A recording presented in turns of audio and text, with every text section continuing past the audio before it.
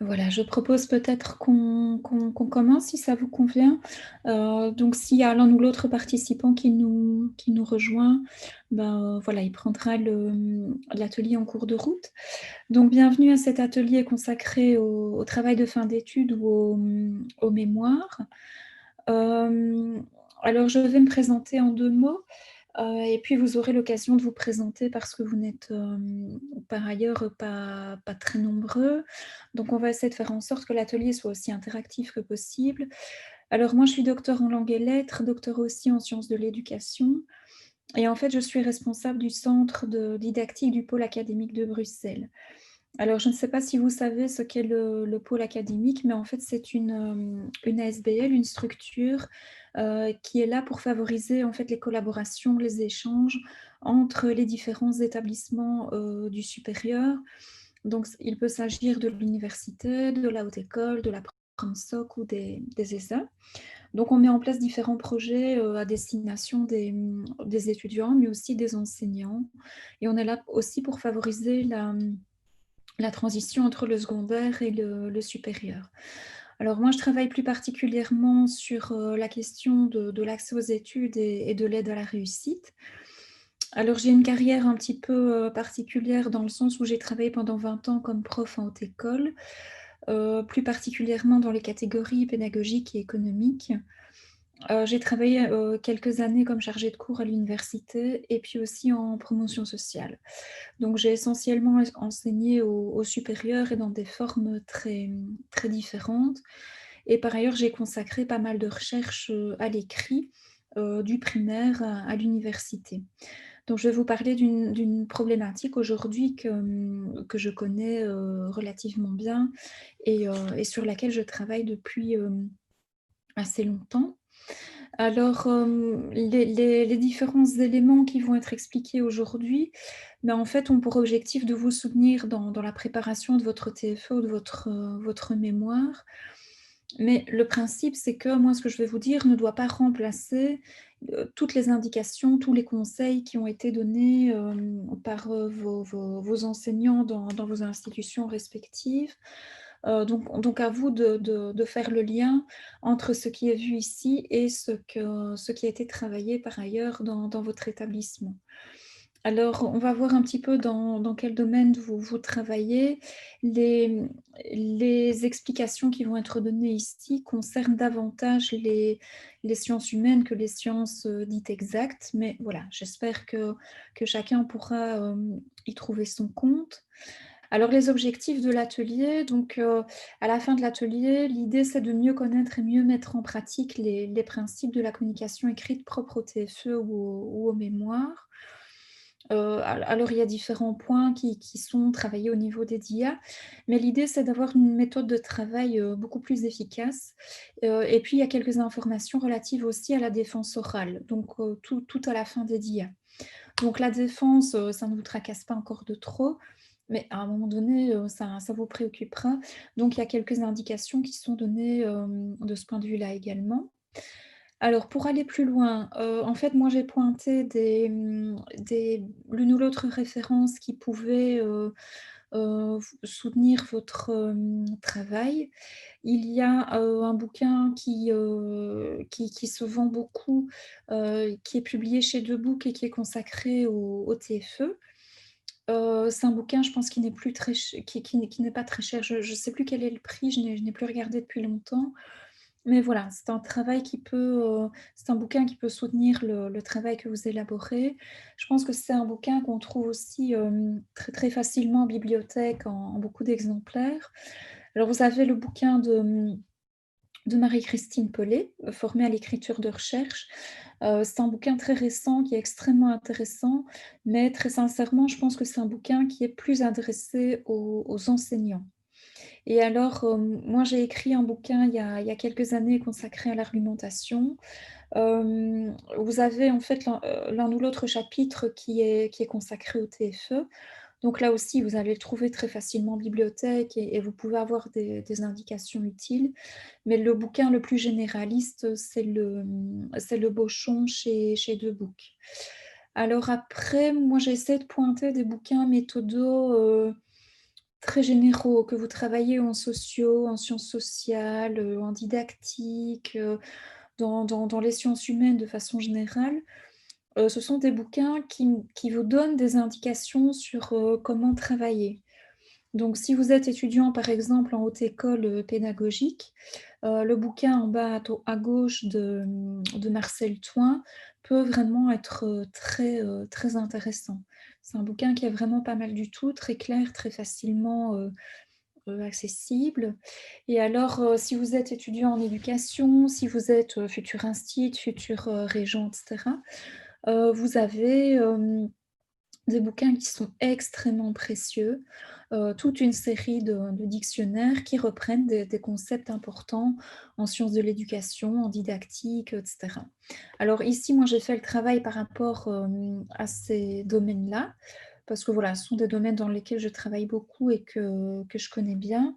Mais, en fait, si vous êtes étudiant en sociaux, si vous êtes étudiant en journalisme, et cetera, en fait, ce type d'outil, existe et donc prendre avoir, avec soi l'un ou l'autre dictionnaire qui permet de définir les concepts sur lesquels on travaille, c'est extrêmement important et on va y revenir, mais vraiment en début de travail.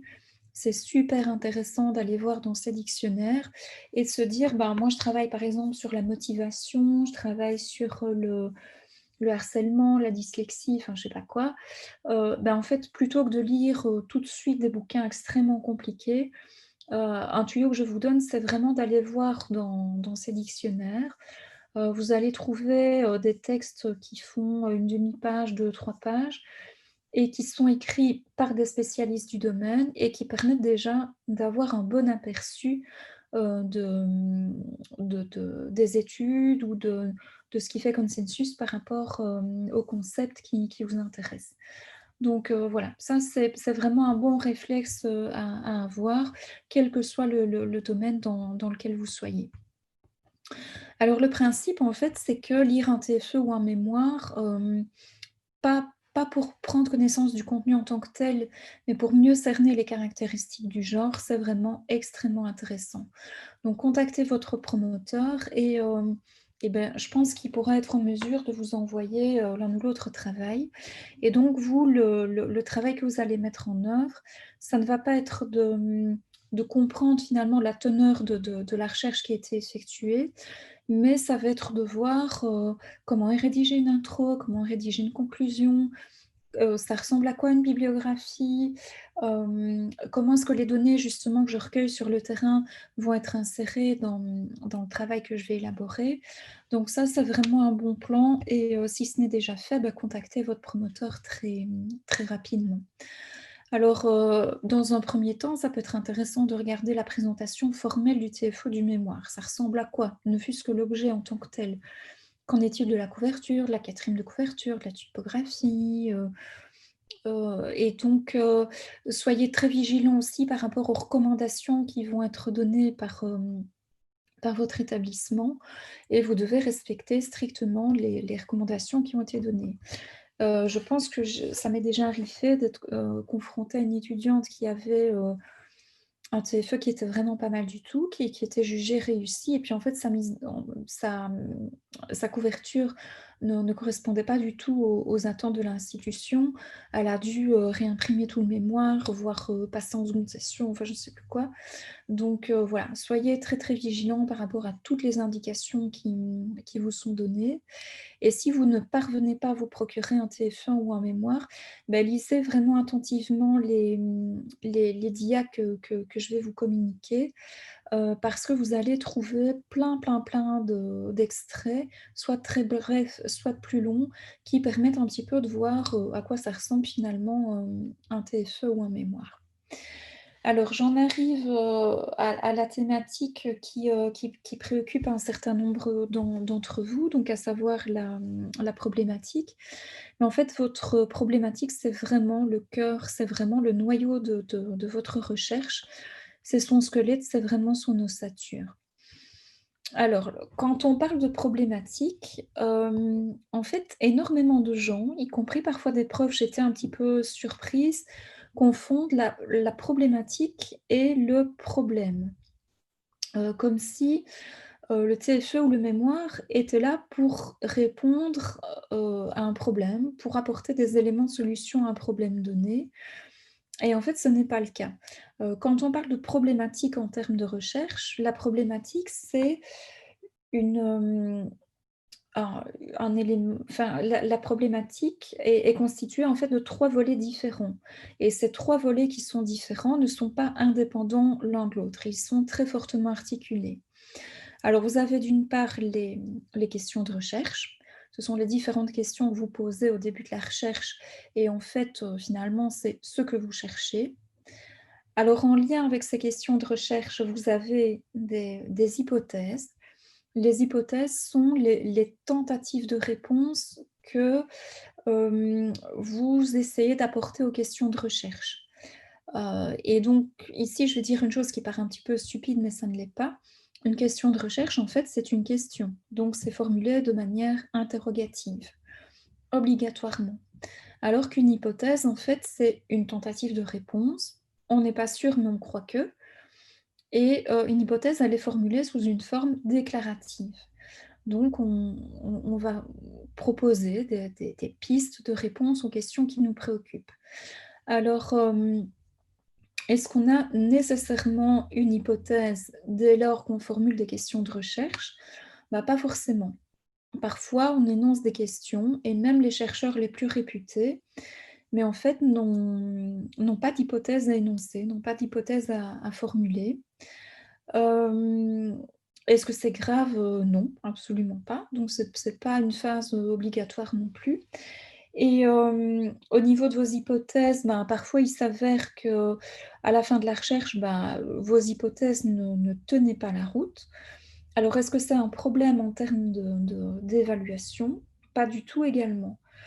Donc ça veut dire qu'en fait, pour que les hypothèses soient jugées, recevables, intéressantes, pertinentes, et cetera, il faut que les hypothèses, elles aient, une certaine logique, qu'elles paraissent plausibles, logiques, par rapport aux questions qui sont posées. Mais moi, ça m'est arrivé, par exemple, d'étudier l'argumentation dans les blogs d'adolescents, donc les forums en ligne, et cetera. J'avais formulé, plein d'hypothèses qui paraissaient, extrêmement, pertinentes, cohérentes, justes, valides, et cetera. Toutes mes hypothèses étaient invalidées et en fait, c'est, parfois encore beaucoup plus intéressant parce que mes hypothèses, elles étaient quand même très fortement négatives et puis je me suis rendu compte que l'argumentation dans les forums adolescents, elle pouvait être extrêmement riche et beaucoup plus élaborée que ce qu'on pense et donc dans le travail, vous ne devez pas hésiter à dire: «Ben, voilà, moi la question que je me posais, c'était ça. Il me semblait que» et puis j'ai mis en place ma recherche et puis je me rends compte que, bah, non. En fait, les hypothèses que j'avais énoncées, elles ne se vérifient pas.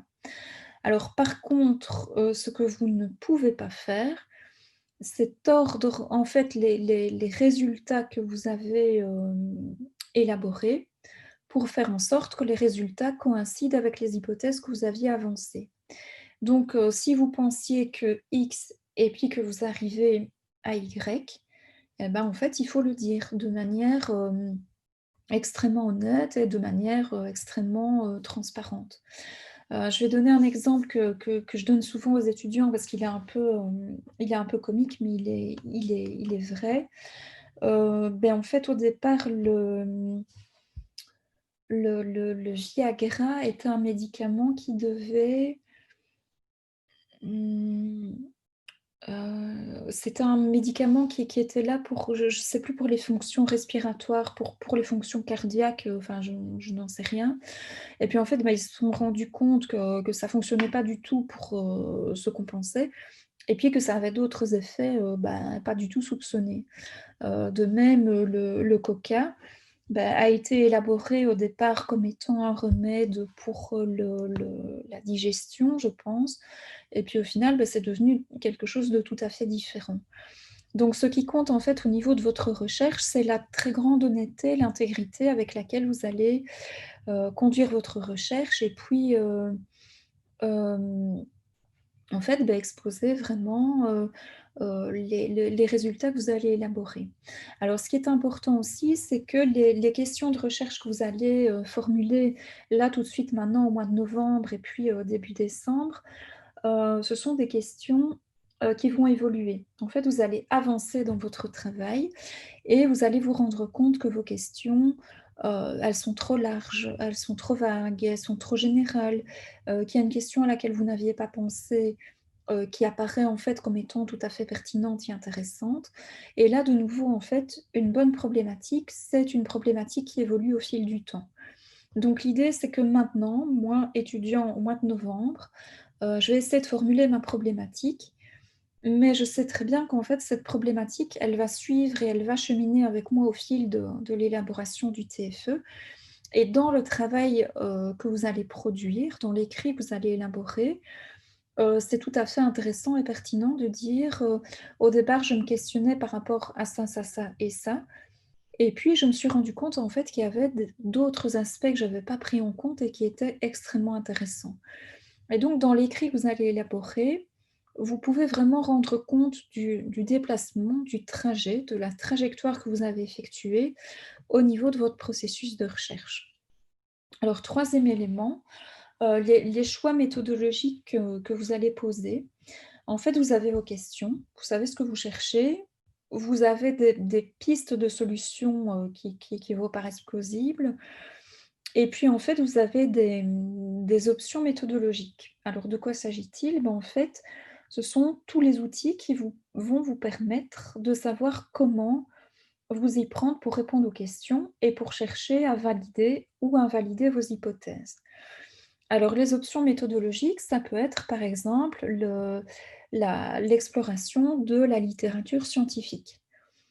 Ça peut être, comme on le disait avec le travail en art, ça peut être l'élaboration d'un film.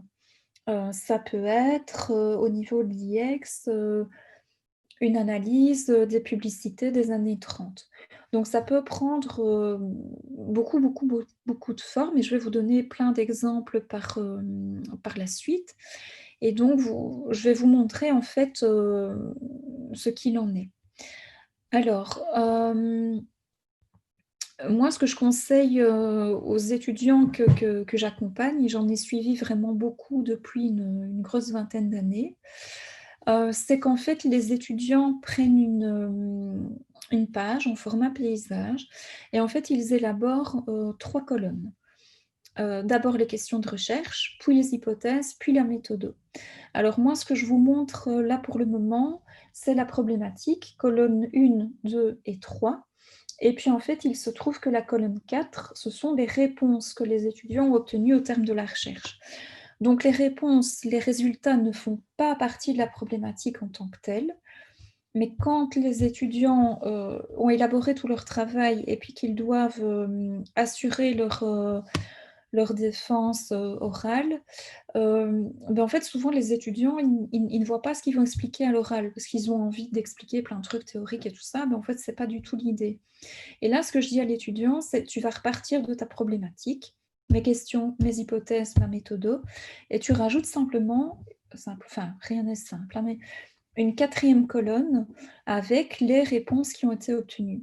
Et alors du coup, l'étudiant, en fait, qui a ce tableau-là, en fait, sa défense de TFE, elle est quasiment faite. Alors moi, j'ai déjà vu des étudiants qui affichaient, en fait, ce tableau, d'autres qui, transposaient ce tableau, sous forme de dia et cetera. Mais là, vous avez vraiment la colonne vertébrale, toute l'ossature de votre recherche. Alors, si vous êtes, attentif, en fait, il y a, différentes questions, voilà. Donc il y en a quand même, beaucoup, et si vous regardez bien, en fait, il y a des questions qui sont pointées en 1, des questions qui sont pointées en 2, et puis à l'intérieur de la question 2, par exemple, vous avez des sous-questions. Et donc le principe, c'est qu'on va partir plutôt de questions relativement vagues et relativement générales, et puis on va creuser ces questions pour en faire des questions beaucoup plus précises et beaucoup plus fines.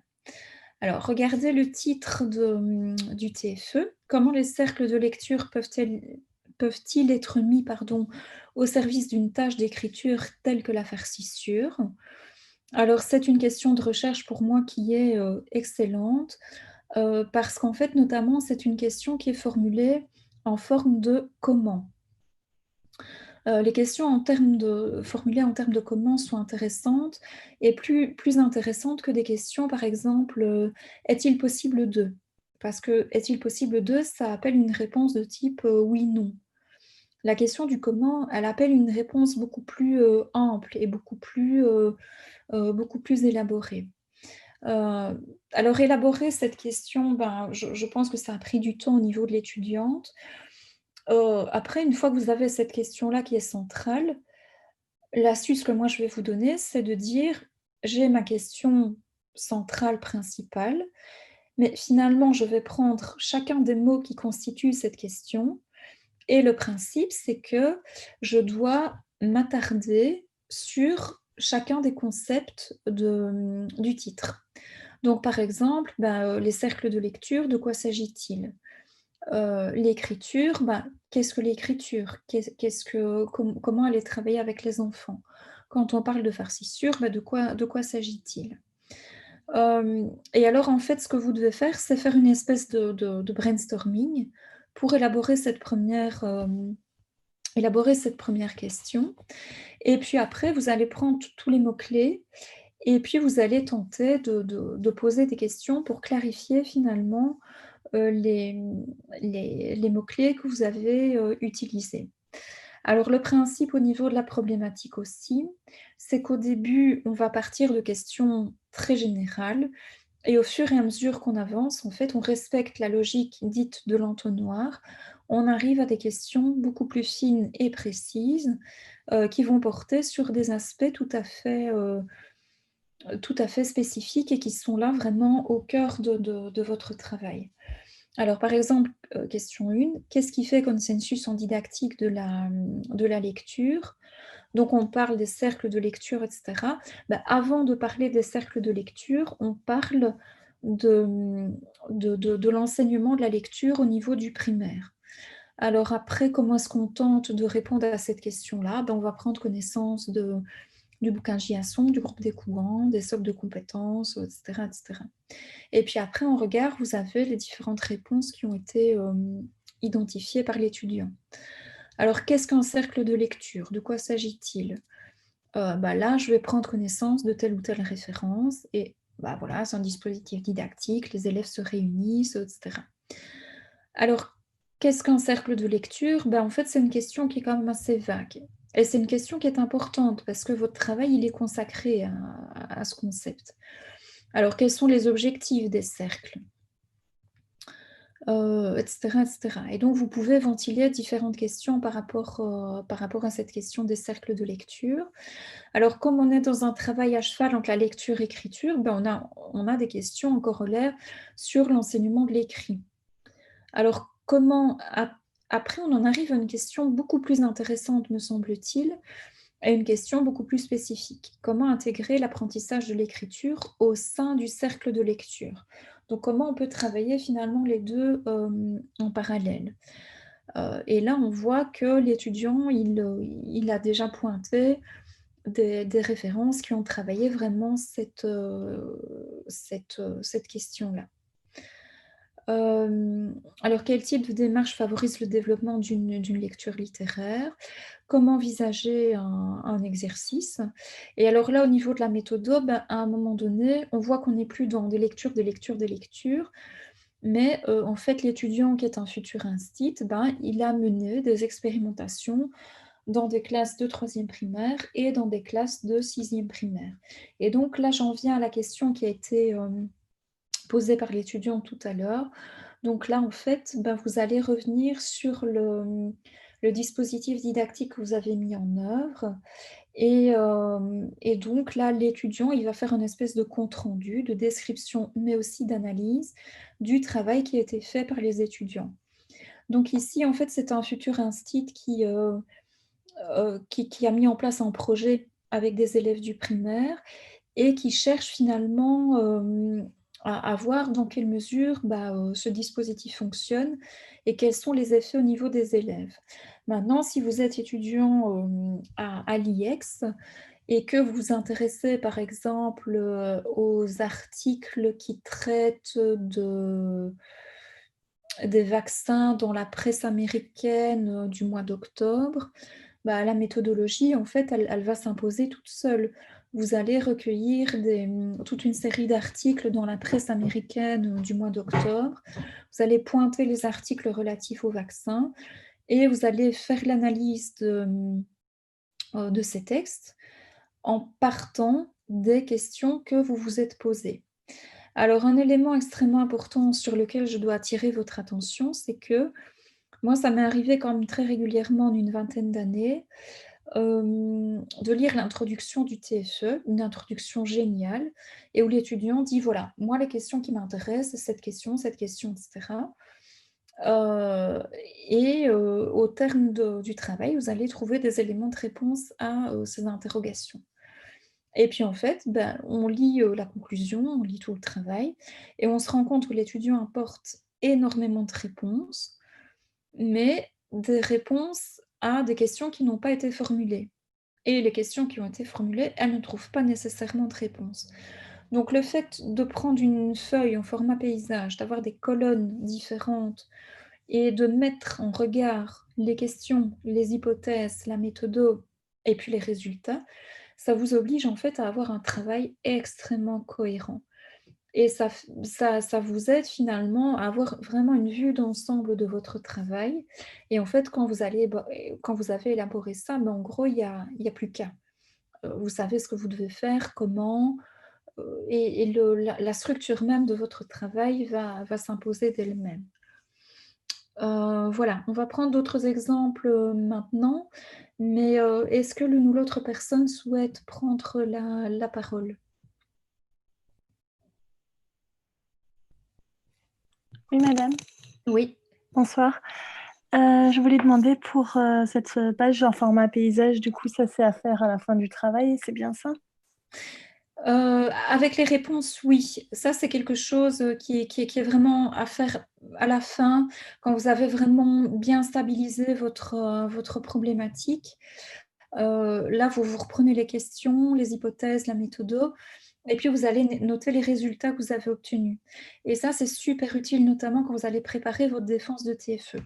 Alors la question qui est posée est excellente parce que je n'ai pas évoqué cette dimension-là. Moi, ce que je vous conseille vraiment de faire et de faire, rapidement sans trop tarder, c'est d'élaborer votre, problématique. Donc de formuler vos questions, de les hiérarchiser. Vous avez plein de questions qui vous paraissent pertinentes. L'idée, c'est de se dire: «D'abord, je vais, notifier telle question, puis telle autre et je vais structurer de cette manière-là». Ensuite, vous allez énoncer vos hypothèses, puis votre méthode en disant: «Ben, voilà, moi cette question-là, je pense que pour pouvoir y répondre, je vais mettre ça, ça, ça et ça en place». Et alors ce que je vous conseille très, très, très vivement de faire, c'est d'élaborer ces 3 colonnes en parallèle maintenant et de soumettre cette problématique à votre promoteur. Et le promoteur va vous dire, «Écoute, ta problématique, elle est pas mal, mais tes questions, elles restent encore un peu vagues, ou il y a trop de questions, ou il y en a trop peu, ou la méthodo, là, tu pourrais, choisir tel ou tel élément». Et donc vous devez vraiment vous faire aider par le promoteur, par le directeur.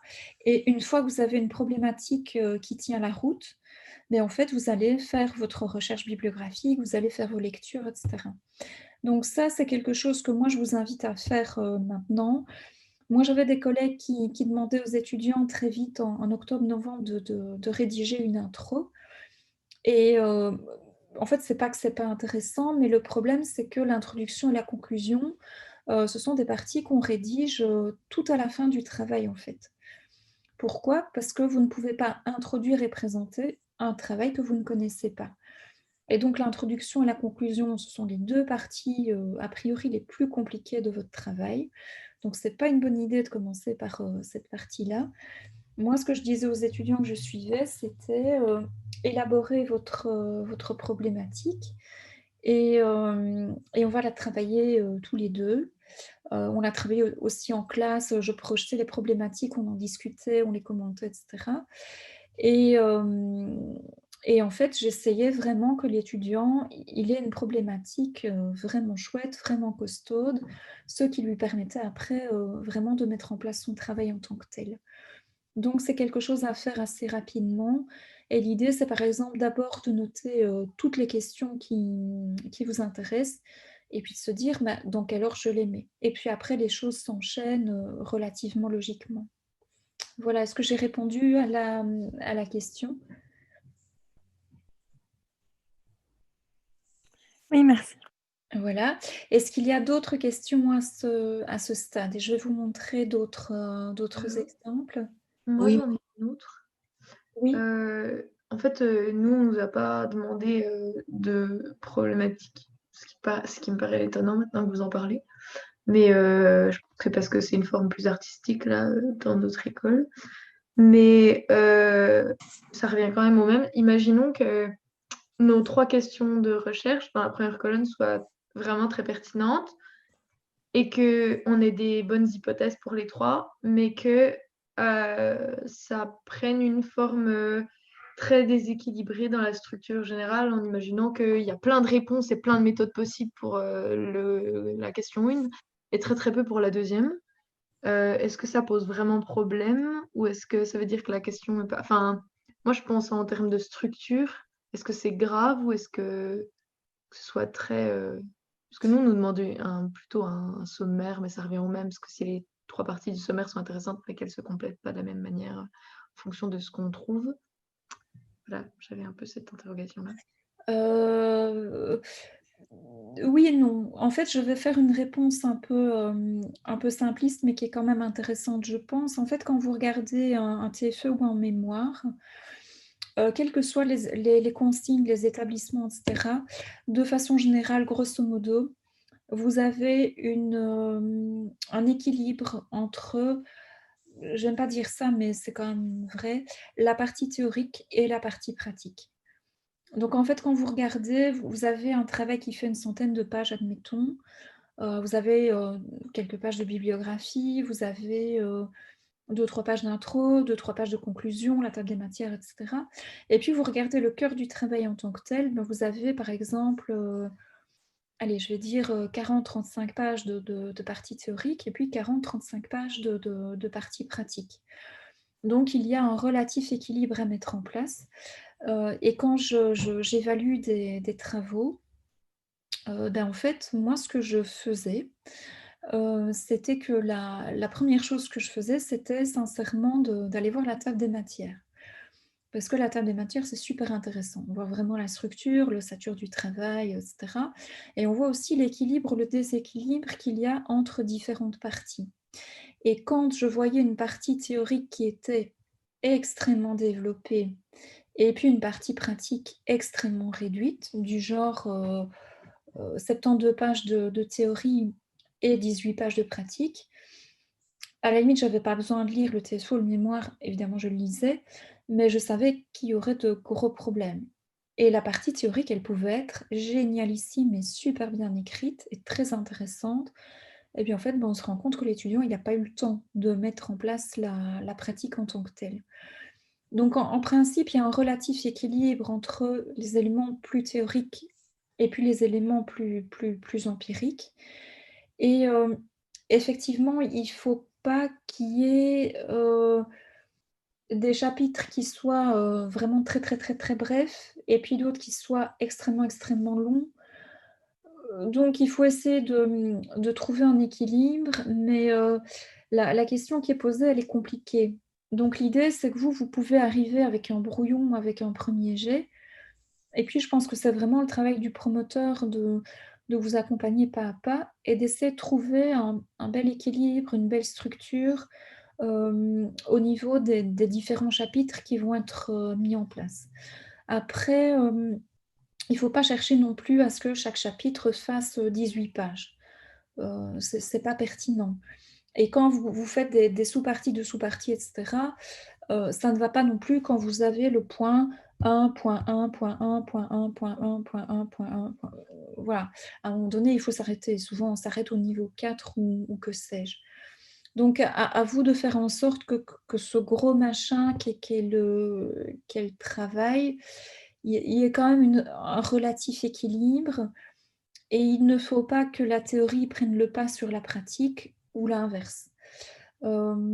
Après, vous avez aussi on a l'impression que tout a été fait, que tout a été, travaillé, qu'on ne peut plus rien apporter de nouveau et en fait, c'est totalement faux. Il y a quand même franchement des sujets sur lesquels, on a du mal à trouver des références théoriques. Moi, j'ai déjà soutenu accompagné des mémoires où la partie théorique était relativement pauvre, bah, parce qu'en fait, il y avait pas beaucoup, d'éléments à se mettre sous la dent. Mais c'est pas grave, mais ça reste des choses très très marginales quand même. Donc essayez de veiller à un relatif équilibre et au niveau de la méthodologie, vous pouvez prendre, une même question et puis finalement vous dire: «Mais il y aurait, 10 choix méthodologiques, possibles. Tous les 10 sont intéressants et pertinents. Ben, moi, je vais faire, un choix ou je vais en prendre 2 ou 3. Après, ce qui peut être super intéressant, c'est de noter dans le TFE ou le mémoire, voilà la question qui m'occupe et en fait, j'aurais pu faire ça, ça, ça, ça ou ça. Mais en fait, j'ai choisi, d'adopter, tel ou tel, choix méthodologique pour telle raison. Mais par la suite, ce serait vraiment intéressant de faire, ça, ça, ça ou ça. Donc il y a des choix à faire et en fait, il y a plein de choix qui sont extrêmement intéressants et ce qui compte d'ailleurs, c'est pas forcément que le promoteur ou que le jury soit d'accord avec vous. Ce qui compte et ce qui est très important, c'est que les choix soient vraiment bien argumentés et ça, c'est extrêmement important.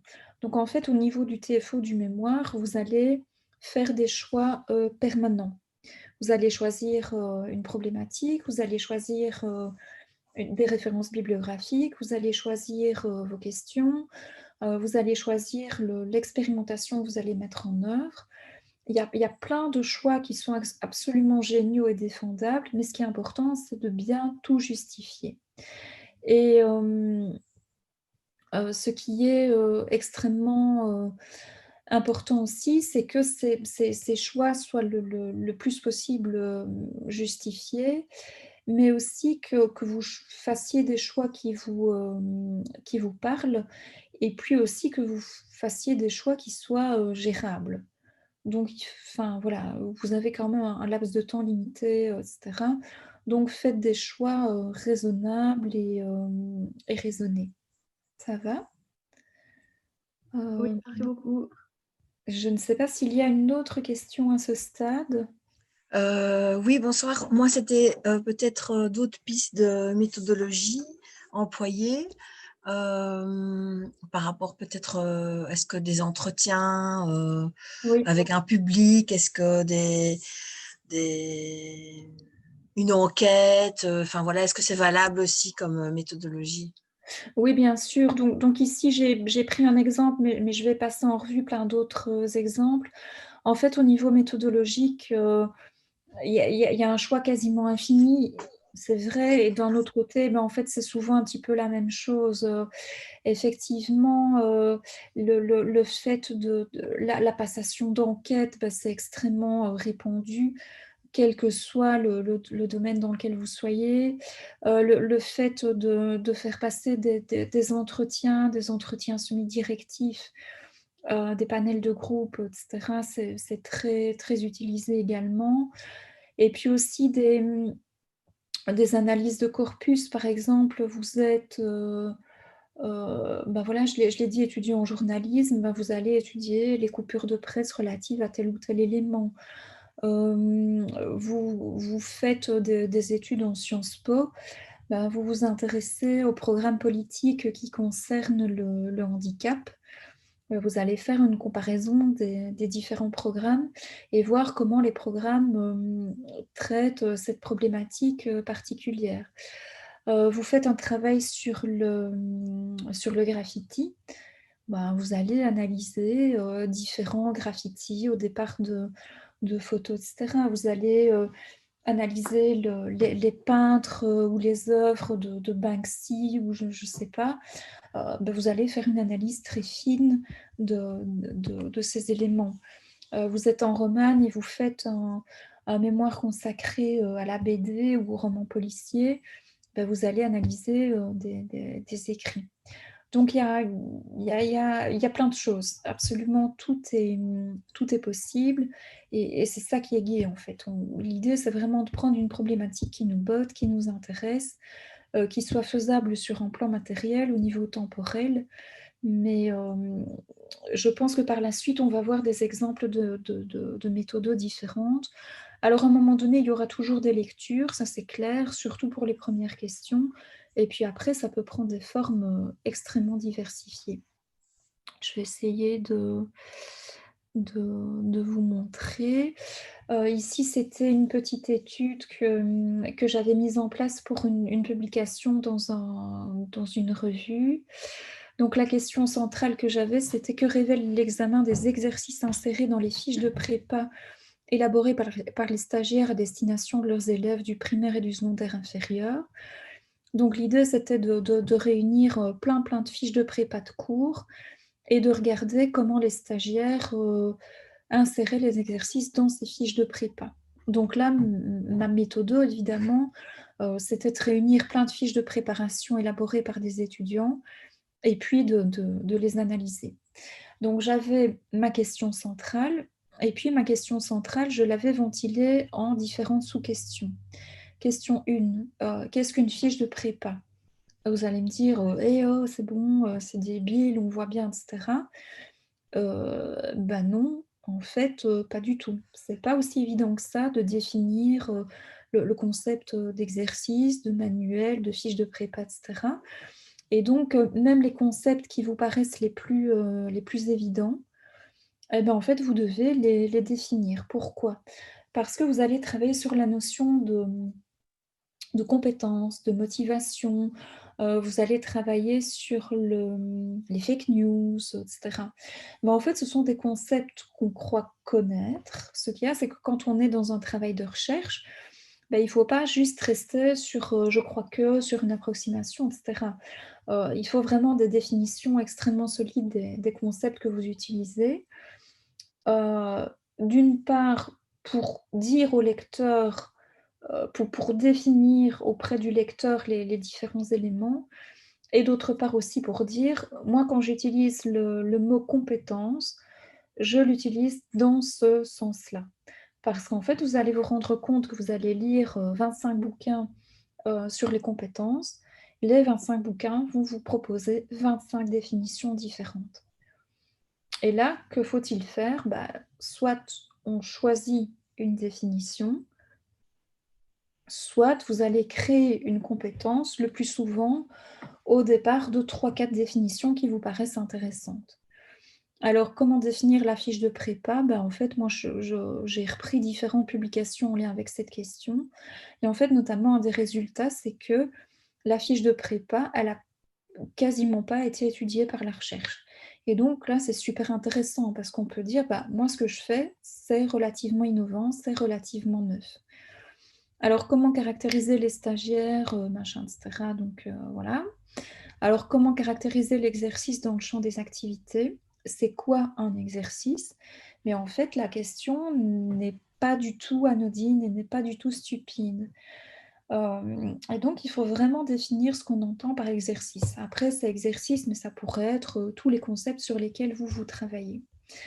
Alors, la question 4, on voit qu'on avance et on va vers des questions quand même beaucoup plus fines, beaucoup plus pointues, et des questions qui sont vraiment le cœur de votre recherche proprement dite. Alors, comment caractériser les exercices recueillis dans un corpus contemporain de fiches de prépa élaborées par de futurs profs du primaire et du secondaire? Alors, comment caractériser les exercices? En fait, c'est une très bonne question, mais elle est trop vague. Donc, du coup, il faut la spécifier. Question 4.1. Quelle place est dévolue à l'exercice dans une séquence d'enseignement-apprentissage? Je prends toute une fiche de prépa de cours. Quelle place prend l'exercice par rapport à la théorie, par rapport à la découverte, par rapport à la manipulation? Est-ce que l'exercice a une structure particulière? Et si oui, quelle est la structure? Donc là, vous voyez que c'est une question qui appelle une réponse oui/non. Donc il ne faut pas les éviter tout le temps, mais après c'est bien d'aller plus loin. Donc si l'exercice a une structure particulière, oui, bah alors quelle est la structure? Alors sur quels objets portent les exercices? La littérature, la grammaire, l'orthographe, et cetera. Quelle est la fonction dominante des exercices? Qui fabrique les exercices? Comment caractériser les consignes? Comment caractériser l'ordre? Sur quel type d'énoncé? Est-ce qu'il y a de la différenciation? Comment ils sont scénarisés? Est-ce qu'il y a des différences dans les prépas des profs du primaire et dans les prépas du secondaire inférieur? Alors, je vais vous donner une astuce qui est extrêmement utile. Quel que soit le domaine dans lequel vous travaillez, il y a vraiment des questions de base que vous devez vous poser et elles fonctionnent tout le temps. Qui? Qui? Pourquoi faire? Comment? Pourquoi? Quand? Etc. Avec ces questions-là, vous prenez n'importe quel sujet, n'importe quelle problématique et vous allez vous rendre compte qu'en fait, vous allez élaborer des problématiques, vous allez en faire 5 par jour, en fait. Parce que ces questions-là, elles sont extrêmement récurrentes et l'idée, c'est vraiment de tourner autour de son sujet, de faire vraiment une sorte de brainstorming et faire une carte conceptuelle, ça peut être chouette aussi et puis de se dire: «Mais finalement, comment je vais restructurer ces questions?» Et quand vous regardez finalement les questions que j'ai, bah, j'ai une super belle problématique parce que c'est vraiment une problématique en entonnoir et finalement toutes ces questions qui, pour qui, pourquoi, quand, où, bah, je les ai posées. Heu, donc voilà, je ne sais pas s'il y a une réaction, à ce stade?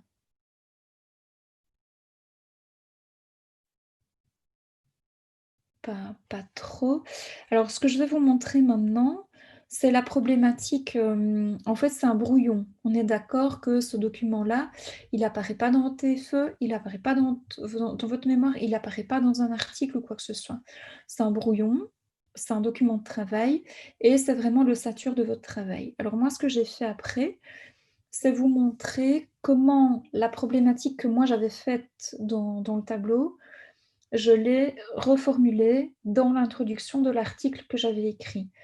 Et donc, introduction, la question centrale qui nous occupe est la suivante. Donc, tout de suite, le texte il commence d'emblée par la question: que révèle l'examen des exercices de français élaborés, blablabla. Cette question peut sembler banale, il n'en est rien. Et donc, par la suite, ben, je reprends pas toutes les questions, mais plusieurs questions qui m'ont préoccupée.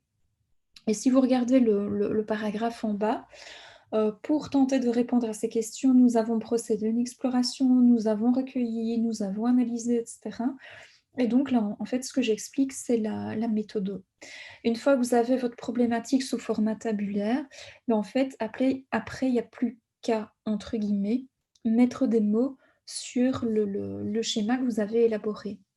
Et pour moi, écrire, ça va très vite, en fait, parce que ce sont des choses relativement, automatiques et c'est toujours finalement un petit peu la même chose. Est-ce que vous avez des questions, des réactions, à ce stade? Ça va? Hem, alors, moi, ce que je faisais beaucoup avec les étudiants, mais là, c'est un petit peu compliqué parce qu'on n'a pas de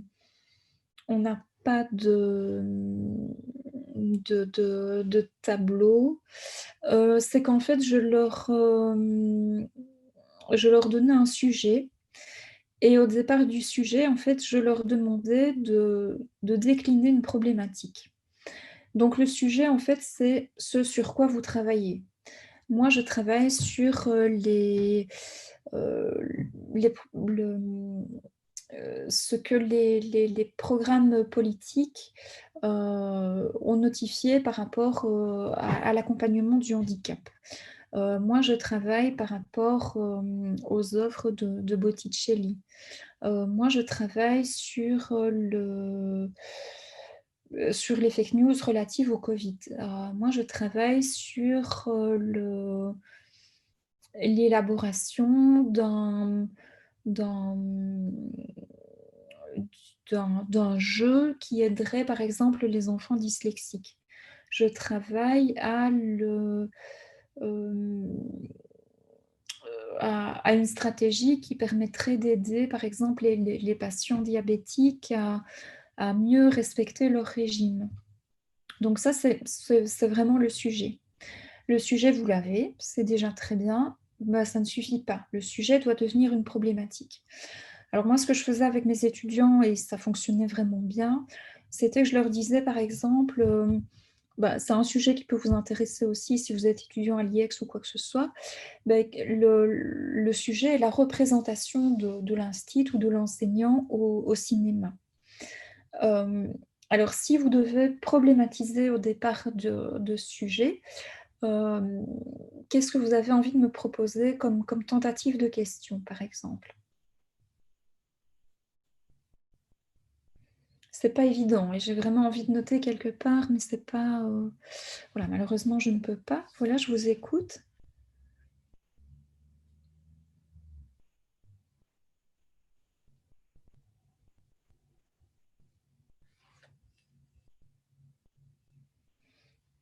Pas de. Peut-être qu'on Oui, pourrait mettre, je suis pas certaine, hein, mais oui, oui. comment a évolué la figure de l'instituteur au fil des années? C'est-à-dire que d'abord, les films montraient un instituteur assez strict et puis après, beaucoup moins.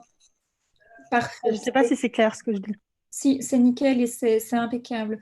Donc en fait, la question, c'est comment la représentation de l'instituteur a évolué au fil du temps. C'est une excellente question.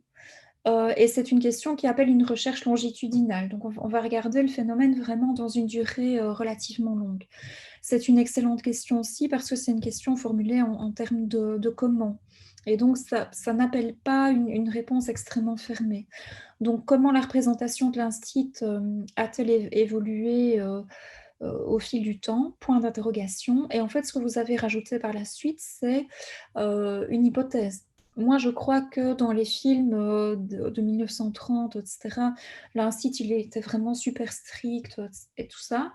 Et puis, en fait, dans les films beaucoup plus contemporains, l'image qui va être donnée de l'instit, elle est vraiment beaucoup plus cool. L'image va être totalement différente. Alors moi, ce que je propose, c'est qu'on parte de votre question qui est excellente, mais qui pour moi est la question centrale du travail et la question générale. Et ce qu'on va essayer de faire là maintenant pendant quelques minutes, c'est essayer de décliner cette question en des sous-questions beaucoup plus précises. Alors, qu'est-ce qu'on pourrait faire au départ de cette question? Comment la représentation de l'instit a-t-elle évolué au fil du temps?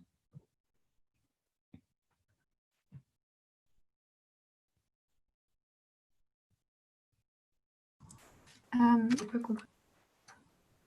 Bonjour, vous m'entendez? Oui, oui, tout à fait.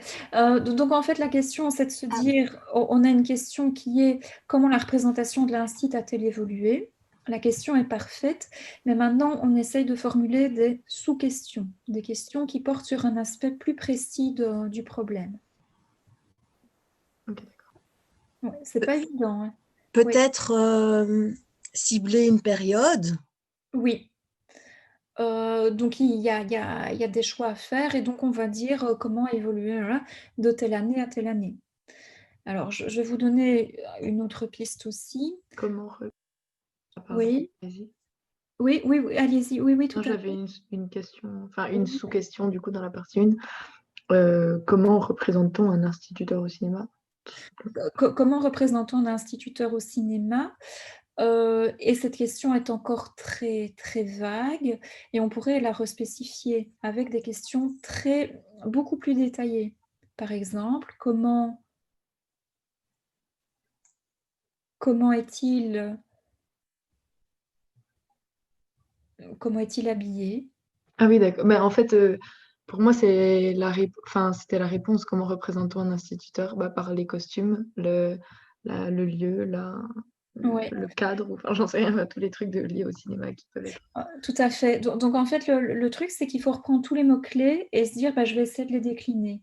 Quelle est la représentation? Ben, qu'est-ce que ça veut dire, quelle est la représentation? Ça veut dire, c'est un homme ou une femme? Il est jeune ou il est vieux? Il est sympa, il est pas sympa? Il est marié, il est pas marié? Il travaille en ville ou il travaille à la campagne? Comment est-ce qu'il est habillé? Quel est son langage? Quelle est sa posture? Quel rapport il a avec les élèves? Quel rapport il a avec les parents? Quel rapport il a avec ses collègues? Avec, enfin plein de choses, quelles sont ses missions? Qu'est-ce qui le préoccupe? Et cetera. Si je prends le mot cinéma, je vais faire la même chose. Alors c'est une question qui paraît tout à fait débile, mais ça ne l'est pas et c'est une question qui doit arriver très vite. Quels sont les films de cinéma qui ont, intégré la figure de l'instituteur? Et à partir de là, c'est une question par rapport à laquelle vous devez faire des choix. Parce que des films avec des instituts, il y en a eu plein. Donc à un moment donné, il y a des choix à faire. Disons, voilà, moi je vais m'arrêter aux films français, de telle Les période à telle choristes. période. Comment? J'ai dit les choristes. Voilà, les choristes, enfin le cliché, et il y en a pas mal. Gloire de Et mon alors père. du coup, on fait des Truc. choix qu'on va justifier et puis finalement, c'est toujours cette logique de l'entonnoir. Je définis, je réduis, je réduis et puis vous arrivez finalement à une problématique qui est bien définie et moi ce que j'ai déjà vu, au tout début de ma carrière, c'était des TFE avec des titres hallucinants comme le tourisme en Égypte, depuis 1945. C'était des étudiants en haute école en tourisme. Comment est-ce que dans un TFE qui fait, peut-être, allez, 80 pages, vous allez répondre à la question: «Quid du tourisme en Égypte depuis 1945?» C'est pas possible. Vous devez prendre une question beaucoup plus pointue par rapport à ça et donc il faut réduire, tenter plus et donc quand on dit: «Bah, voilà, moi j'ai envie de travailler sur les choristes», bah, en fait, vous allez expliquer, au niveau du corpus, vous allez, vous arrêter à tel ou tel film et puis surtout, c'est important d'expliquer, bah, pourquoi les choristes? Bah, parce qu'en fait, c'est un film qui a eu un certain retentissement et cetera, enfin voilà et donc en fait, tous les choix sont valables et intéressants. Ce qui compte, c'est derrière toute la motivation, toute l'argumentation que vous allez mettre, derrière. Donc voilà, ça, c'est extrêmement intéressant. Alors, je ne sais pas s'il y a l'une ou l'autre question que vous voulez, proposer? J'ai une question. Oui. Comment est-ce qu'on peut réduire dans un domaine sans arriver à quelque chose qui est trop restreint? Parce que il faut arriver à réduire la question, vraiment avoir quelque chose de pointu. Mais comment faire pour ne pas arriver dans quelque chose de trop pointu et de ne pas pouvoir assumer 60 ou 80 pages d'écriture?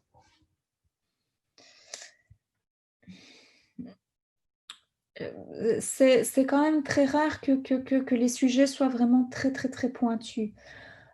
Si je prends l'exemple des enseignants, par exemple, parce que c'est un exemple que je connais bien, je vais prendre un exemple différent. Je suis, étudiant et je souhaite devenir infirmier. Moi, je veux étudier l'impact de telle activité pour soutenir la rééducation des patients, ou je suis infirmier ou je suis kiné. Et donc en fait, moi, je vais mettre en place une expérimentation lors de mon stage à la clinique, et ou alors je suis infirmier et moi, ce que je veux, c'est aider les personnes atteintes du covid à retrouver le sens de l'odorat. Donc voilà, ça c'est quelque chose de très actuel et de très important, pour le moment. Et là, pour le coup, c'est vraiment une question très neuve parce que, c'est une question qu'on ne se serait jamais posée il y a 1 an de ça. Moi, je suis, préoccupée parce que j'ai pris en charge des patients covid et ils sentent plus rien et ils sont guéris et tout ça, mais ça les affecte, très fort. Alors en fait, je vais faire des lectures, voilà et puis je vais faire une expérimentation avec 10 patients que je vais suivre pendant 4 semaines. Ben, en fait, 10 patients, 4 semaines, vous allez me dire, c'est n'importe quoi, c'est pas exhaustif, c'est pas représentatif, c'est très, très peu et cetera.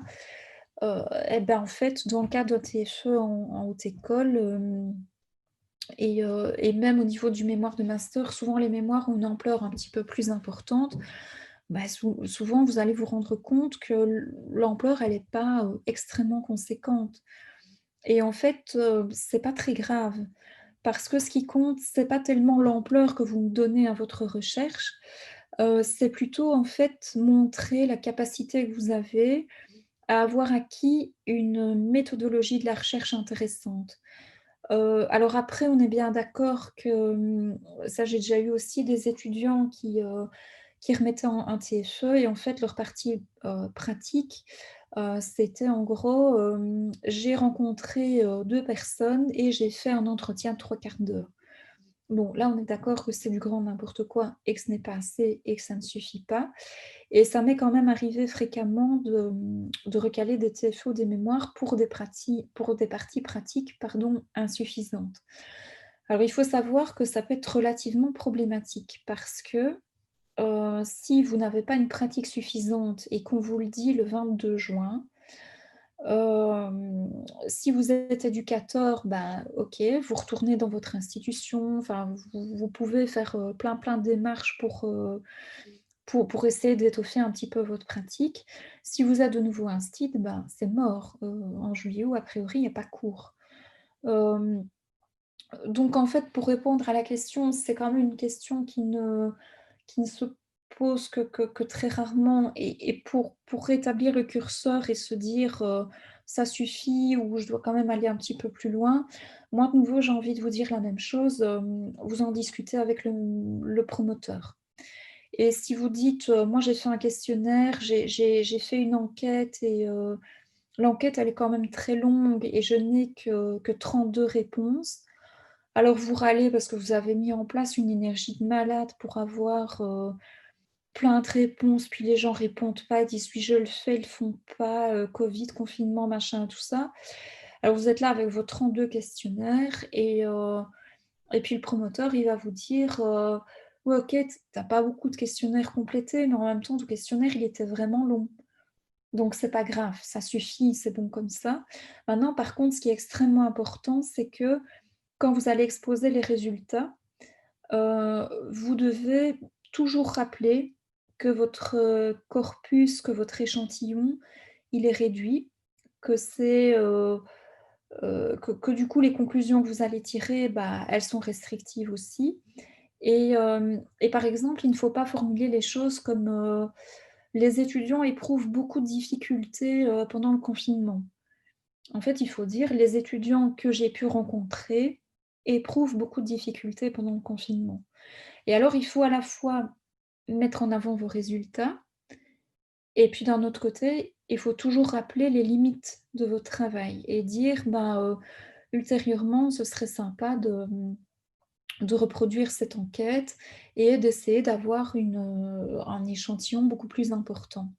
Et là, de nouveau, si vous faites tout ça, que vous dites, «Je n'ai recueilli que 32 questionnaires, mais voilà toutes les démarches que j'ai mises en place», bah, à un moment donné, le prof, il a fait passer aussi des enquêtes, il a ramé, ça n'a pas toujours été évident et cetera. Et si vous mettez très humblement que vous n'avez pas beaucoup de réponses, mais qu'elles sont intéressantes pour tel et tel élément et cetera, et que vous mettez bien en avant toutes les limites de votre travail, bah, a priori, il n'y a pas de raison qu'on vous embête, par rapport à ça. Ce qui pose problème, ce sont des étudiants qui ont un échantillon, par exemple, extrêmement, réduit et puis qui font comme si, enfin, en fait, là, c'est ce qu'on appelle des surgénéralisations abusives, c'est-à-dire que, vous allez tirer des conclusions au départ des 5 personnes que vous avez, interviewées, mais si vous en aviez interviewé 1 200, bah, les conclusions, elles auraient sans doute pas été les mêmes. Donc il faut éviter de donner trop d'ampleur à ce qui ne peut pas en avoir.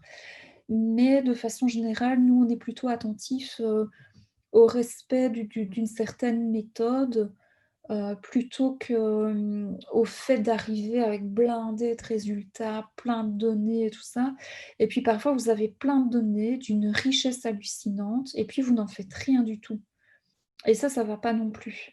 Donc moi, je préfère un peu moins de données, mais que vous analysez, très correctement, plutôt que plein de données, que vous n'interprétez pas, et finalement le lecteur il les reçoit en vrac, à la limite c'est lui qui doit le faire le travail.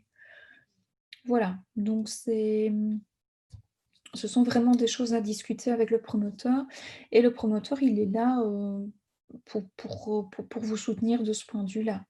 Et à la défense, si on vous embête, vous avez tout à fait le droit de dire que c'est un point que vous avez discuté avec le promoteur et que vous aviez convenu de vous arrêter à ce moment-là. Si vous vous souvenez, lors du printemps dernier, les étudiants, il n'y a rien à faire. Ils voulaient mettre en place tel dispositif. Le confinement venant, il y a pas mal de TFE de mémoire qui ont été rendus qui étaient purement théoriques. À un moment donné, à l'impossible, nul n'est tenu non plus. Donc voilà. Est-ce qu'il y a encore une autre question? Un autre point que vous voulez évoquer par rapport à ceci? Non. Alors ici, je vous ai mis une tentative de problématisation. C'est une problématisation qui ne fonctionne pas extrêmement bien forcément, notamment parce qu'on n'a pas numéroté les questions, qu'on ne voit pas forcément leur hiérarchie, etc. Mais on va peut-être essayer d'avancer. Là, de nouveau, tentative de problématique, mais on se rend compte qu'en fait, il y a beaucoup trop peu de questions. Et puis, il n'y a pas une question centrale qui les reprend non plus. Et comment est-ce qu'on passe de qu'est-ce que la créativité à qu'est-ce que mémoriser et qu'est-ce qu'une carte mentale? Donc voilà, ça sont des tentatives de problématiques que j'ai déjà reçues.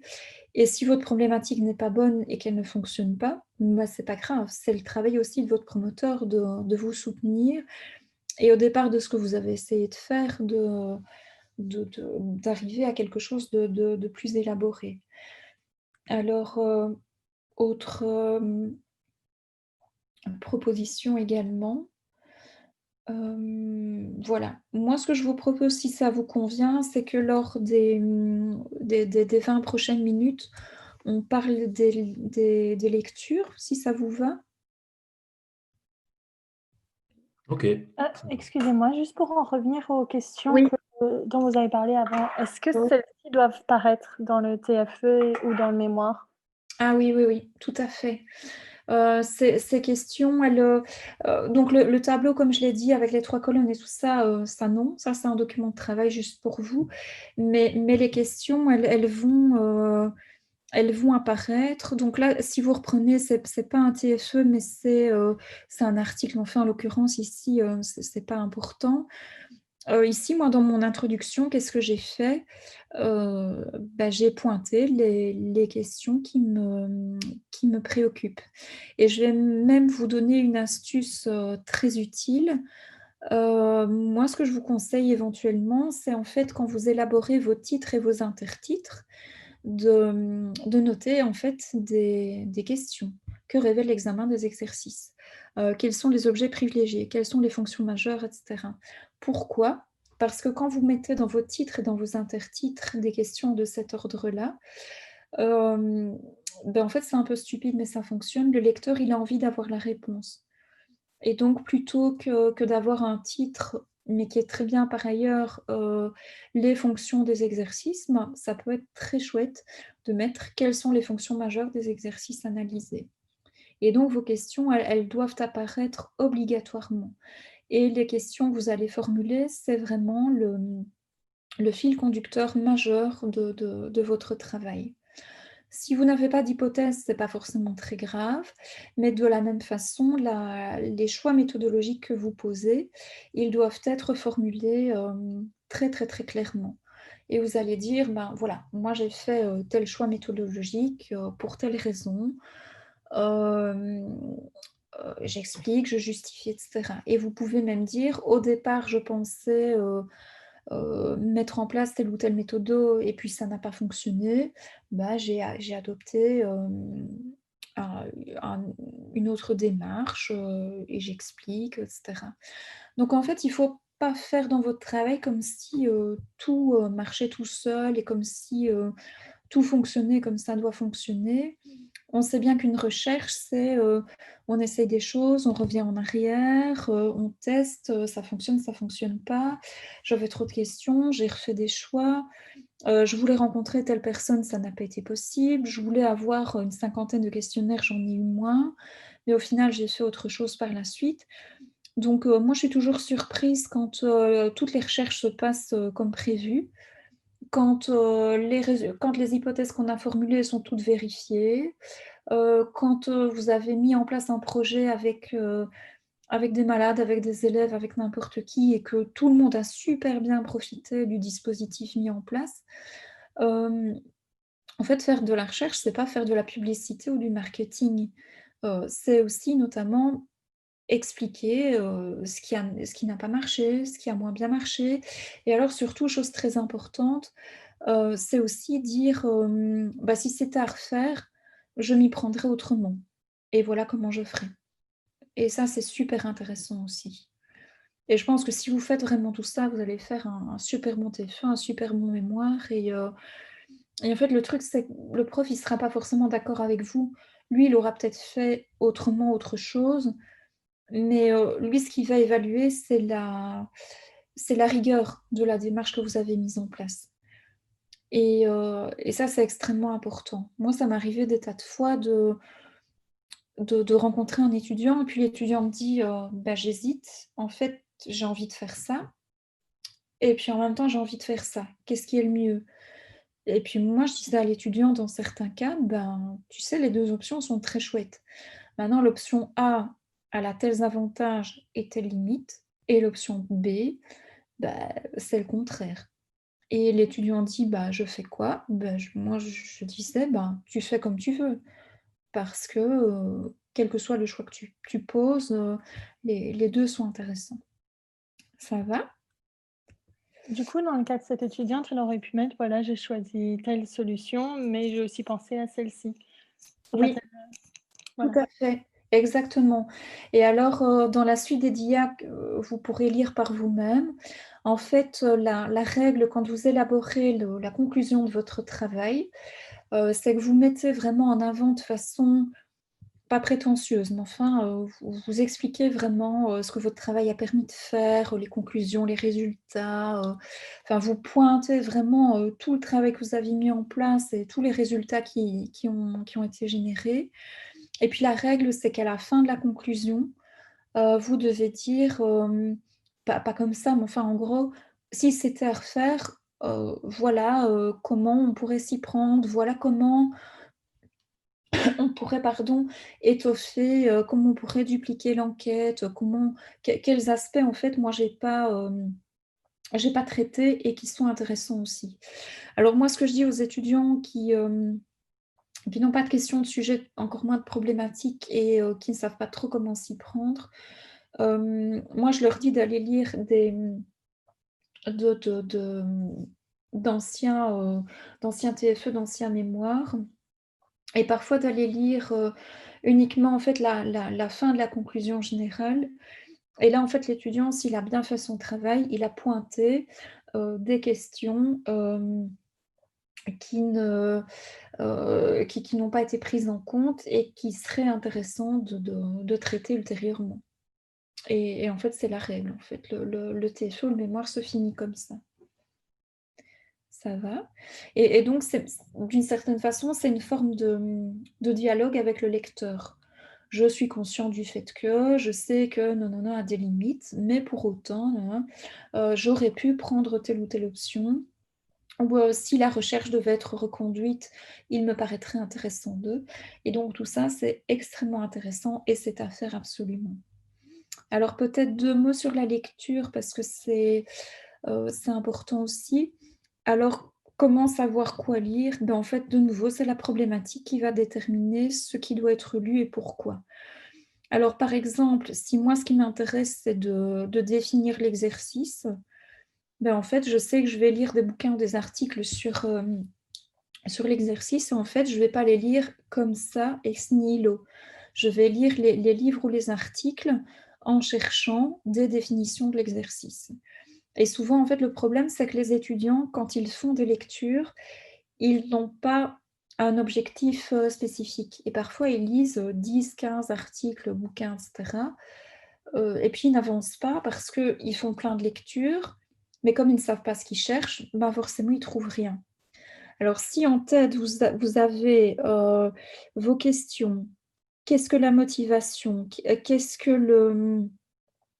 que la perte d'odorat? Quels sont les moyens pour répondre à cette perte d'odorat, etc. Ben, vous avez vos fils conducteurs et quand vous faites vos lectures, ben, vous allez chercher des éléments de réponse à ces questions-là.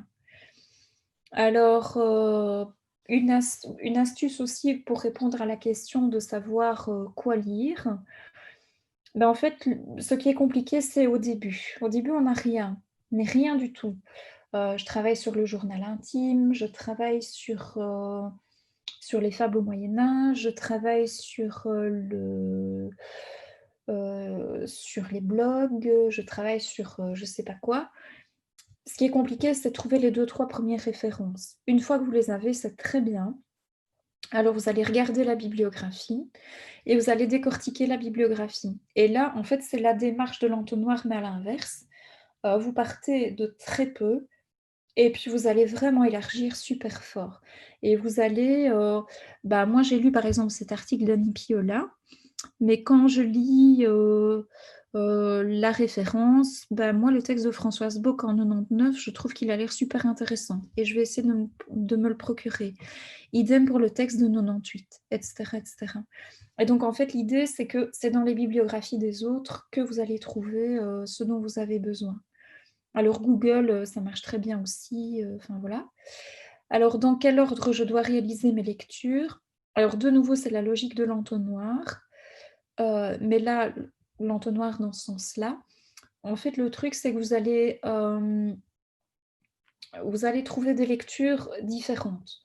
Vous avez des textes de vulgarisation grand public, vous avez un article dans le vif, vous avez un bouquin extrêmement compliqué de Vygotsky, et puis entre les deux, vous avez des bouquins de vulgarisation, des livres à destination des étudiants, etc. En fait, l'idée, pour que ce soit plus facile pour vous, c'est de commencer par des lectures très faciles. Et donc, vous commencez par exemple, la revue Sciences Humaines, qui est une revue que j'adore, qui est une revue géniale. Et par exemple, Psychologie de l'enfant, état des lieux, par exemple, vous avez un dossier de 15 pages sur l'état des recherches sur la psycho de l'enfant. Alors, en 15 pages, c'est sûr que vous n'allez pas tout connaître, mais vous allez vraiment avoir une super bonne synthèse des recherches. Et une fois que vous avez cette synthèse, vous pouvez élargir et aller vers des choses beaucoup plus compliquées. Alors, par exemple, pourquoi Homo sapiens s'est imposé? Là, vous allez avoir un petit article de 2 pages. Vous allez déjà avoir des éléments très importants. Qui a écrit l'article? Je regarde la biblio et hop, c'est parti. Et puis, au fur et à mesure que vous avancez, vous allez vers des lectures plus compliquées. La question à se poser aussi, c'est se dire ok, je lis, mais à quel moment je m'arrête? Ça, c'est à voir avec le promoteur aussi, mais souvent, vous allez vous rendre compte qu'à un moment donné, vous tournez en rond et que vous commencez à lire 10 fois la même information. À ce moment-là, il est temps de se dire là, c'est bon, ça suffit, quoi. Je n'ai pas fait le tour de la question, mais ce que je fais, c'est un TFE, ce n'est pas une thèse de doctorat non plus. Donc, c'est bon, je m'arrête, ça suffit, j'ai suffisamment d'informations. Alors, question très concrète, comment lire? Beaucoup d'étudiants, en fait, sont très, très, très respectueux, révérencieux par rapport à tous les supports qu'on va leur donner. Moi, je leur distribuais des feuilles, c'était comme si c'était un truc complètement sacré, enfin voilà. Et en fait, justement, c'est pas ça qu'il faut faire. L'idée, c'est vraiment de vous approprier physiquement le texte, pour autant que ce ne soit pas un bouquin de la bibliothèque, évidemment, en mettant du fluo, en mettant des choses en évidence, en mettant des signaux danger, en mettant des flèches, en numérotant les idées, en disant ça c'est un exemple, ça c'est un exemple, en pointant des trucs que vous n'avez pas compris, pour lesquels il faut faire des recherches par la suite.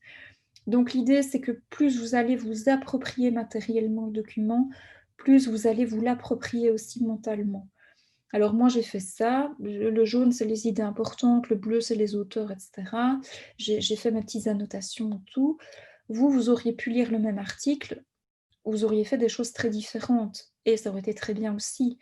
Et peut-être parce que moi, ma problématique, elle est différente. Donc, je ne cherche pas la même chose que vous non plus. Et donc, toujours se dire, je fais mes lectures et je fais mes lectures avec un objectif bien précis. Moi, je veux lire ce bouquin sur